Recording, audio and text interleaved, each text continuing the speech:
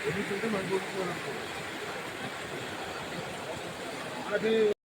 రోజుల నుంచి వర్షం పడింది బాగా, నీళ్లు ఫుల్లుగా ఉన్నాయి.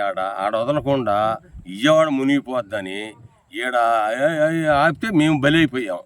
ముందుగా గతి మెల్లింగా వదిలితే ఒక మాలి మేము అర్ధరాత్రిగాడ వస్తే మా ఒడ్డు తడిచిపోయి ఇళ్ళు 3 ఊళ్ళు 4 ఊళ్ళు మొత్తం 15 ఎకరం జలమయం అయిపోయింది.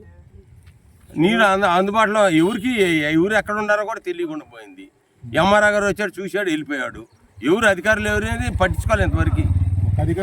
రాలా ఆడ భోజనాలు లేవు, ఏం లేవు. అదిగో వీళ్ళని కొత్తూరు వాళ్ళని తీసుకెళ్తామన్నారు, రాలా. తీసుకెళ్తామన్నారు, ఎవరు రాలా. మరి ఇళ్లలోకి నీళ్ళు వచ్చినాయి కదా, అధికారులన్నా వచ్చి ఎవరైనా వచ్చి నువ్వు బయటికి తీసుకొచ్చారా? తీసుకురాలా. ఎంతమంది ఉన్నారట ఇళ్లలో? ఎంతమంది ఉన్నారు? చాలా మంది ఉన్నారు. ఆడ 1000 మంది ఉన్నారు. 1000 మంది పైన ఉన్నారు. ఖాళీలోకి ఎవరు 2000 మంది ఇళ్లలోనే ఉన్నారు. మీరు ఇళ్లలోనే ఉన్నాం. పైన మీ దగ్గరకు వచ్చి పలకరించిన వాళ్ళు లేరు. అధికారులు ఎవరు రాలా. ఏఈ గారికి అయ్యా వదిలితే పొద్దున్నే వదలండి నీళ్లు అంటే సాయంత్రం 6ంటికి 7ంటికి వదిలాడు. మేము అంతా 10-12ంటికి జలమయం అయిపోయింది. 500 టిక్కీలు ఒడ్డు తడిచిపోయి ఊళ్ళో గేదెలు దూడలు మేత లేక మనుషులకు కూడా ఏమి లేకుండా